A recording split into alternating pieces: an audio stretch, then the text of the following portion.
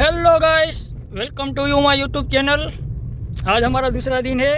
पहले वीडियो डाला था, कल रात को डाला था, अच्छा व्यूज़ आया है। अब हम जा रहे हैं अपने दोस्त के पास। अभी दोपहर का टाइम है, मौसम भी बढ़िया है। तो हम हाईवे पे चढ़ गए हैं, ये कन्नड़ा बाईपास है।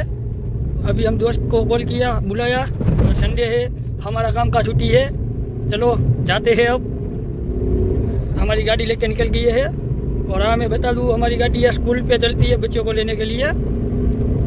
फिलहाल अभी तो हम दोस्त के पास जा रहे हैं, चाय भाई पानी पियेंगे, थोड़ी देर पबजी खेलेंगे, बाद में निकल जाएंगे घूमने के लिए, रखने के लिए। तो लाइक बाइक करो, सब्सक्राइब करो, सपोर्ट करो।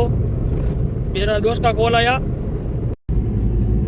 હલો, હવે જાય છીએ અમે ચા પાણી પીવા। આપણા મિત્ર આવી ગયા છે, એક આમ્યો ખૂણામાં રિયાઈને બેઠું છે।